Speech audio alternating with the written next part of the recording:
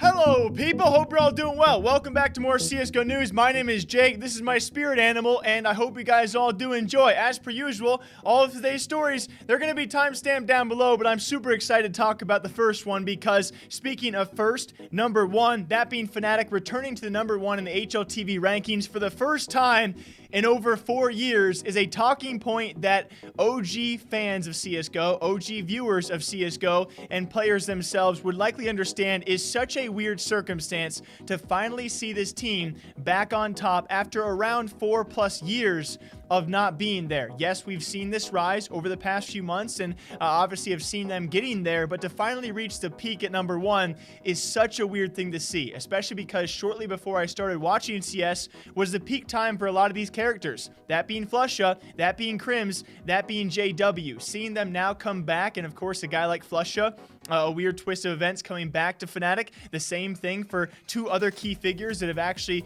really pulled them to this number one spot. Brawl and the Young Gun, and a guy like Golden coming back for another chance as well. It's just so weird when it comes time for covering CSGO over a long length of time to see the road that a lot of teams go under and a lot of the roller coasters they also undergo, and especially a team like Fnatic, who once was the pinnacle of CSGO and certainly have had a turbulent last few years, to have them finally come to what it is now and reach this number one, albeit a lot of the top 5 teams, especially when it comes to the top 4 of Fnatic, Astralis, Na'Vi, and MOUZ being so close to each other, it's just super cool to see. If you really want to define a team out there, and we don't want to use ESL rankings, you know, by HLTV standards, to be number one is a huge achievement, and to see Fnatic back there is just, it's a wild time. Yeah, it's super cool to see, especially right now in a time of online CS. We've had our ESL League, we've had our Flashpoint League. As we slowly approach whatever the future might hold for this year, we obviously have a lot of teams out there competing with each other,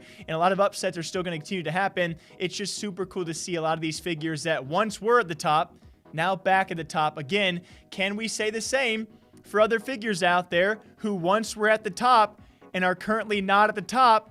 Can they make it back to the top? If you know who I'm talking about, maybe you do, maybe you don't. Moving on, guys, a big story out there as well announced this morning, that being Team Orgless have now ended their run in the road to Rio, of course, ending their major run as well. A pretty big instance, which, by the way, we've talked about a long time ago and probably saw this one coming. A lot of the players on this current CSGO roster have hinted at making a move from CSGO to Valorant. Now, when it comes time to that move, I can't judge it. When it comes time for entering the road to Rio events and then dropping out, obviously people are going to hate on that because you waste another team's opportunity to have that same major run. And I do agree with you guys. I think it's pretty, I was going to say pitiful, maybe not to that extreme as well. It's sucky to see players out there who can no longer afford to actually participate in CSGO, and thus they started this run and unfortunately enough going to end that run very shortly after. I do expect at least a couple of these guys to make the announcement or switch to Valorant sometime soon, like we saw weeks ago.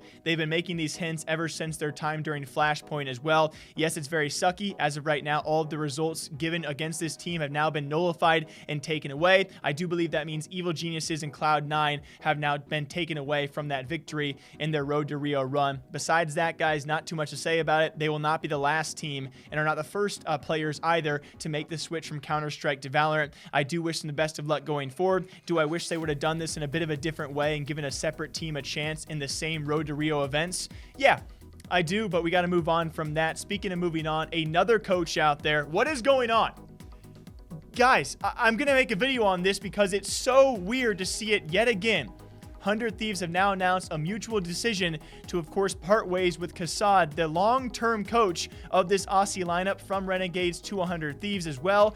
And unfortunately so, that time has now come to an end. Kassad has now posted his explanation of this, which doesn't sound too mutual. He said the rift between him and his players have been growing steadily, and it made it sound like he wanted changes. Obviously, some sort of change has to be had when their results have not been too altered and too changed ever since their time joining 100 Thieves. Yes, they've had their runs here and there. Don't get mad at me, Aussie fans, but certainly something was needed to spice this lineup up to improve themselves. It sounds like he wanted to make those changes and the players maybe said not to. Something we have seen time and time again in the past month with these coaches wanting to make changes of rosters, the rosters saying no, and the coaches being like, okay, then I'm gonna leave, and they do. This is a weird story. I will cover this more probably tomorrow or sometime soon for all of you guys. Kassad has now left 100 Thieves. I imagine they probably have a replacement for him because they're currently in their road to the major run with the Road to Rio events right now. We will see where Kassad goes. Certainly should be going somewhere.